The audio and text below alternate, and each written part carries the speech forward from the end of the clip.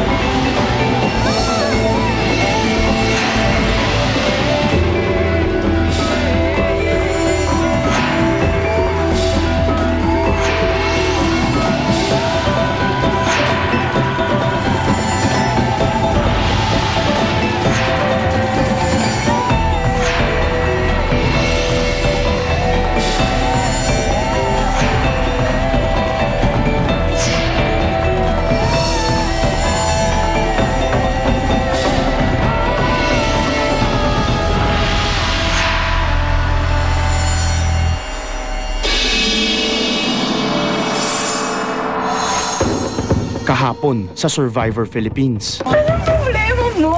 Normal ko magsalita ng gano'n. Kilala kita magalit sa akin kapag okay ka sa akin. Oo, kaya nga. Tamaan sa ating dalawa ngayon nakita kung sino nagsisinungaling. Sige. Talaga. My God. Marami na kilala sa akin. Okay na?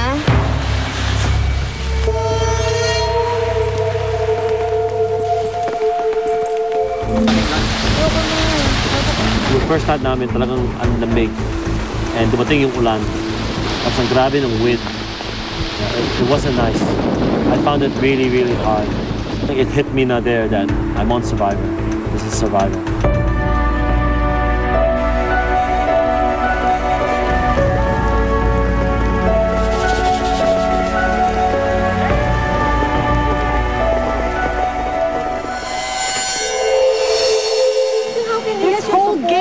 This whole game that he's been playing, why would I support him? If pinahiya niya na ako sa buong bansa. Paano mo masasabi pagmamahal na nakikita mo yung asawa mo, hirap na damdamin? Gusto mo pa rin maglaro? He doesn't feel anything. This is not a game anymore when someone is getting hurt.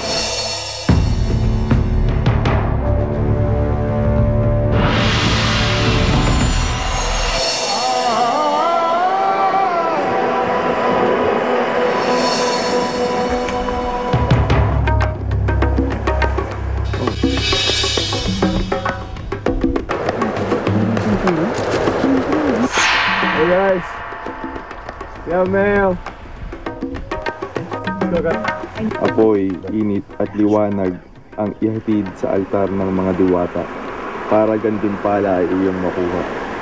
Magpunta ngayon sa Dalampasigan. Doon gaganapin ang unang sagupaan sa pagitan ng mga anak ni Natala at Mulan.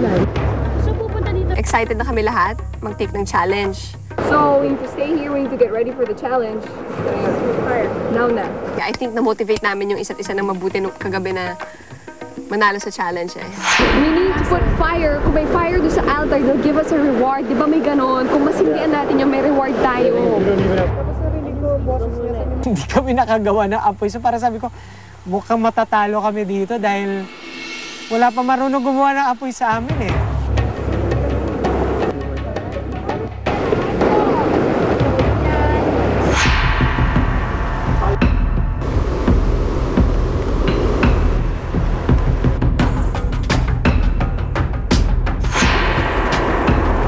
Excited kaming lahat kung ano yung magiging unang-una namin na challenge as a group. Sobrang excited namin to the point na ako kinakabahan ako.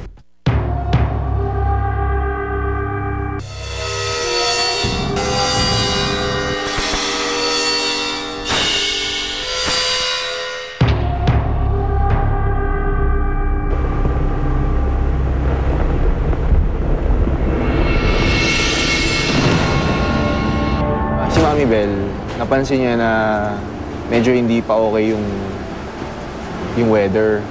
Kasi nga mahangin.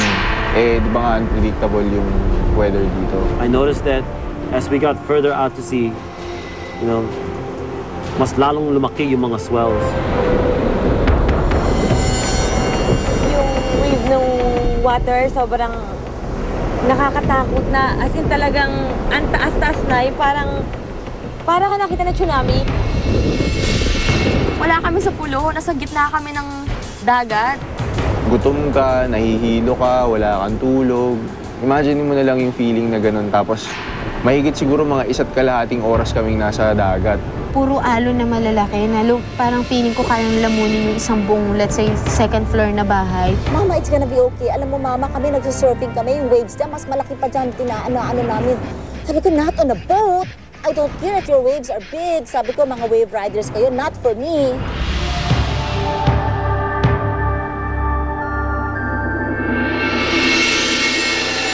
Nakakatakot. Kasi wala kang makitang land. Tapos sa tubig ka, papunta ka dapat sa challenge mo. Oh my gosh, sabi ko, kung malaglag kami dito, hindi ko alam kung saan ako lalangoy for sure. When we got to the land, kung saan magsa-challenge, na naghihintay kami, nagtataka kami, ba't ang tagal namin naghihintay?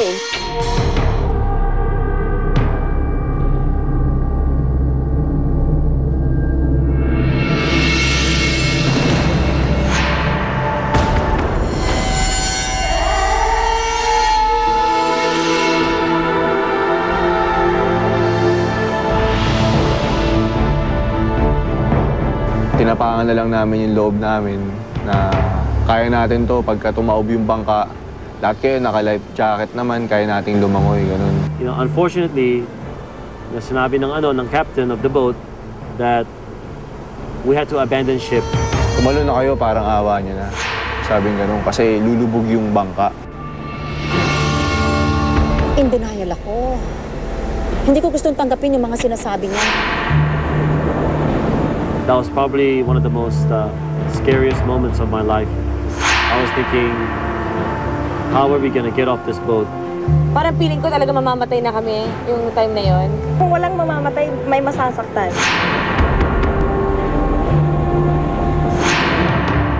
Nagpanik na lahat. So si Arnold, nag-take charge na siya. Kinuha niya si Aifa. Johnny, ikaw na bahala kay Alisa. Sabi sa akin gano'n. O sige, ako na bahala kay Alisa. Tapos si Gino, siya bahala kay Steph. Tapos si Mara, inalalayan niya yung mom niya. Eh pag dumarating ang alon, gumagano, hinihintay ko lang ganunin yung ulo ko. I was praying the whole time. Ako talagang, I have faith in God. Tapos ngayon, kailangan, sabi ni Mara, Mama, labas ka sa katig, labas ka, dali, dali. So, hinawakan ko yung katig. Kailangan, naka-life jacket ako, so ang hirap umilalim. Ang ginawa ko, umilalim ako, nakaluwalo ko ng water.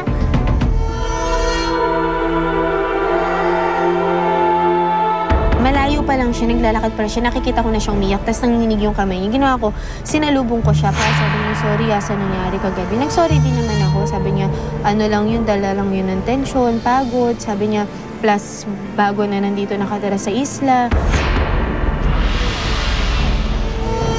Mga nangyayaring ganyan, yun out of the normal everyday happening, nakaka-cause talaga ng mga trauma sa kanila. This is our life eh. Survival. Siyempre, emotionally stressed siya. Buhay namin to, no? Pero kinonvince ko siya, hinag ko siya, sabi ko, Ma, these things, sabi ko, inevitable yan eh. No one wanted this to happen. Yung staff ng Survivor, sobrang thankful ako sa kanila na siyempre ayaw naman nila yung nangyari. Or hindi sila nagkulang sa pag-comfort sa amin. Pero maganda naman yung nangyari, talagang wake-up call, and even on the side of the production, talagang in-appease nila kami. Lumubog na yung bangka. Tapos nagtinginan lang kami na parang grabe yung napagdaanan namin tribo. Mas naging closer sila. Mas nag-bond sila. That incident only made us stronger as a tribe. You know, we all realized just how lucky we were to have made it out of that alive. Doon kami mas lalo naging komportable sa isa't isa. Nakita mo kasi kung paano natakot na yung isang tao, kung paano umiyak. Kailangan ko lumaban. Kasi survivor eh. Kasi totoo yan eh. Challenge ng totoong buhay yan eh. I mean, I cheated death. After ng incident na yun, masasabi ko lang, ang sarap mabuhay.